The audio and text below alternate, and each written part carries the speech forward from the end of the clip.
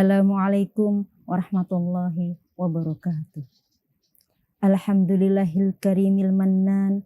Assalatu wassalamu ala Muhammadin ad-da'i ilal iman. Sahabat Ummahat, kita akan membahas tentang perbuatan yang dilarang tapi kita sering melakukannya. Bahkan kadang perbuatan ini sudah terasa kayak cemilan sehari-hari. Kumpul-kumpul, kalau tidak ada cemilannya kan rasanya garing ya sahabat ya, rasanya nggak enak gitu. Nah sayangnya cemilannya ini haram, yaitu prasangka dan ghibah. Namun ada batasan-batasan tertentu prasangka dan ghibah yang dibolehkan. Sahabat, prasangka dan ghibah didasarkan pada surah Al-Hujurat ayat 12. Ayat ini sangat populer ya sahabat-sahabat ya. Bismillahirrahmanirrahim. Ya ayyuhalladzina amanu istanibu katsiran minadh-dhanni inna ba'dadh-dhanni itsmu wa la tajassasu wa la yaktab ba'dukum ba'dha. Wahai orang-orang yang beriman, jauhilah banyak berprasangka. Sesungguhnya sebagian prasangka itu dosa. Dan janganlah mencari-cari kesalahan orang lain. Dan jangan pula ada di antara kamu yang menggunjing orang lain. Sebagian dari kamu kepada orang lain. Sahabat Ummahat, dari ayat tersebut ada 3 larangan, yaitu berprasangka, tajassus, dan ghibah. Kita bahas yang pertama, yaitu berburuk sangka. Mengapa ayat tersebut menggunakan kata ijtanibu katsiran? Artinya katsir. Kata ijtanibu katsiran, jauhilah kebanyakan. Kata katsir berarti banyak. Banyak berarti tidak semuanya. Jadi sebagian besar prasangka itu dosa dan sebagian lainnya bukan dosa. Nah, prasangka seperti apa yang boleh dan seperti apa yang haram? Sahabat, prasangka yang haram adalah pertama, berburuk sangka kepada orang yang secara zahir menunjukkan perilaku baik. Nah, orang kok jelas-jelas perilakunya baik kok kita berprasangka, itu haram. Yang kedua, berprasangka kepada orang yang meskipun perilakunya menunjukkan perilaku tidak baik, melakukan kemaksiatan, misalkan mencuri, pergaulan bebas, minum-minuman, dan lain sebagainya. Dan kita mengungkapkan prasangka buruk kita kepada orang lain. Jadi yang ada dalam hati itu disampaikan kepada orang lain. Itu haram. Kemudian prasangka yang boleh itu yang bagaimana sih?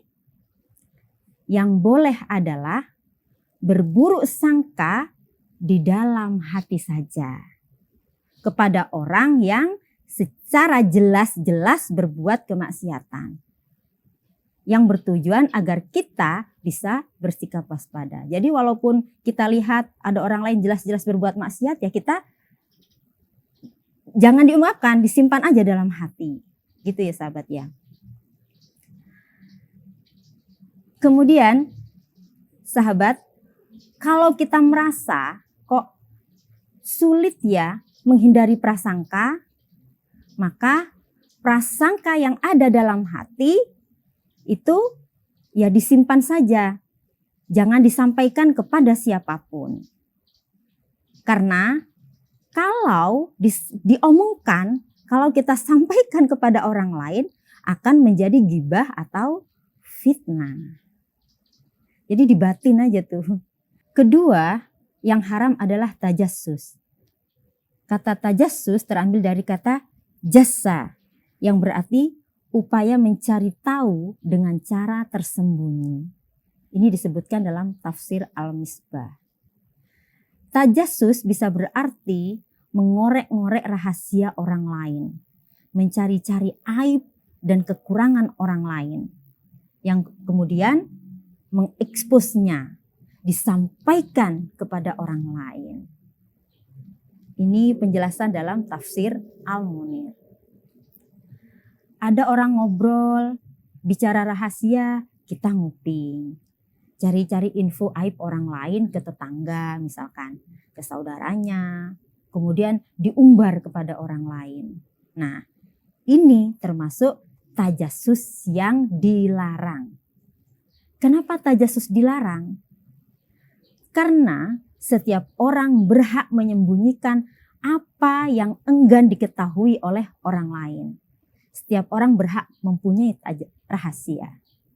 Tajassus kadang-kalanya boleh dan dibenarkan jika bertujuan untuk menjaga kemaslahatan negara dan menghindari kemudorotan. Misalkan untuk kemaslahatan masyarakat.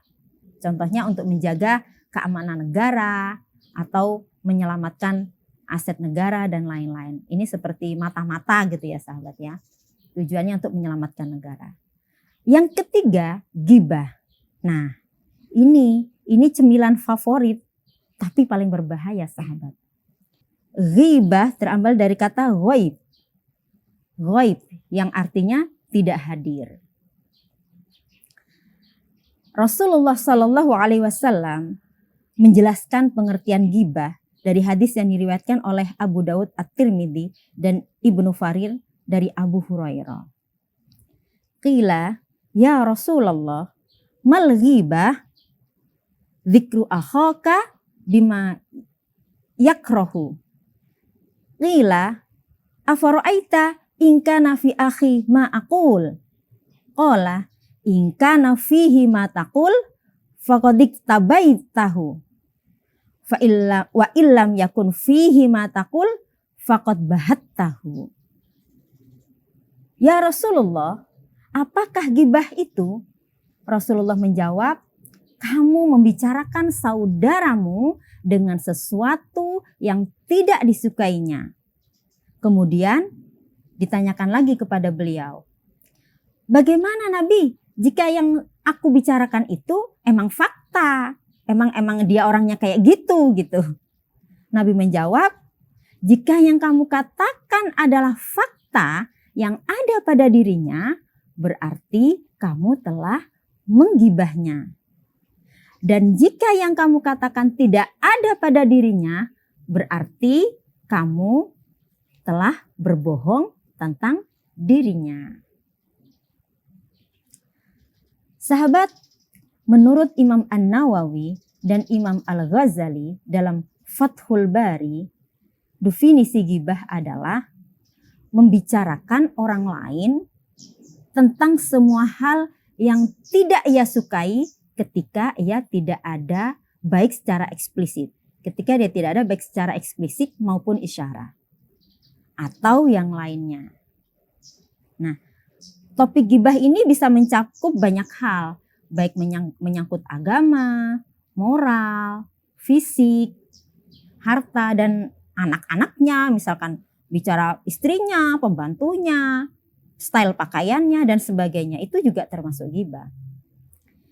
Imam An-Nawawi dalam kitab Al-Adhkar menjelaskan bahwa ghibah adalah haram berdasarkan ijma' ulama. Jadi sahabat, walaupun tidak ngomong, nih walaupun tidak ngomong ya, sekedar isyarat saja juga termasuk ghibah. Misalnya nih ya, ngomongin bau badan orang, tapi dengan isyarat, si misalkan ya dengan memencet hidung gitu ya. Nah itu sudah termasuk ghibah.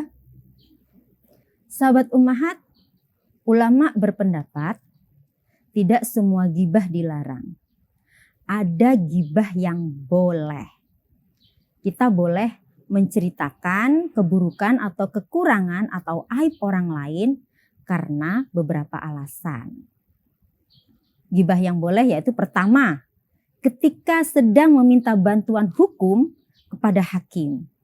Kemudian menceritakan kezaliman orang lain kepada kita. Misalnya nih, Pak Hakim, si Fulan itu telah mengkhianati saya digini-giniin sama dia. Gitu. Itu boleh. Yang kedua, gibah yang boleh adalah ketika sedang meminta fatwa atau meminta nasihat. Seperti ucapan sahabat Hindun ketika minta nasihat kepada Nabi SAW. Hindun berkata, ya Rasulullah, Abu Sufyan itu orangnya pelit. Dia tidak memberi saya nafkah yang mencukupi kebutuhanku dan anakku. Itu boleh ya sahabat ya. Ketiga, karena tujuan yang bermanfaat. Misalnya memberi informasi kepada seseorang yang sedang mencari jodoh atau memilih pemimpin. Nabi pernah bersabda kepada Fatimah binti Qais berkata demikian, Muawiyah itu orangnya miskin dan tidak memiliki harta. Sedangkan Abu Jaham adalah orang yang suka memukul.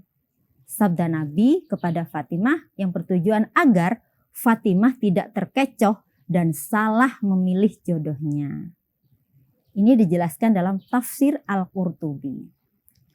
Yang keempat, untuk mencegah terjadinya kemungkaran. Kita terpaksa nih menyampaikan keburukan seseorang kepada pihak yang berwenang.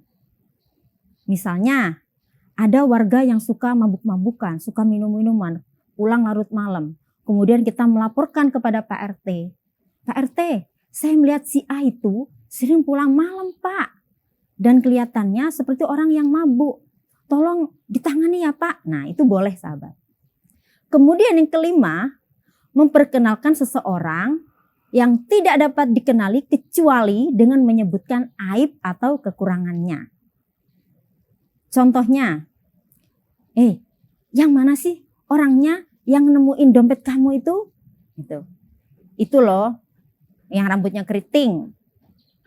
Yang mana sih yang rambutnya keriting? Yang rambut keriting kan banyak tuh, ada 3 orang. Yang mana? Itu tuh yang jalannya pincang. Nah, misalkan nih sahabat ya, itu boleh sahabat. Ini saya rangkum dari tafsir Al-Misbah juga. Sahabat Ummahat, kemudian bagaimana cara bertaubat dari ghibah? Saya kutip dari tafsir Al-Munir, jumhur ulama menjelaskan tahapan bertaubat dari ghibah. Pertama, menyesali dan berketetapan hati untuk meninggalkan perbuatan ghibah dan tidak akan mengulanginya lagi.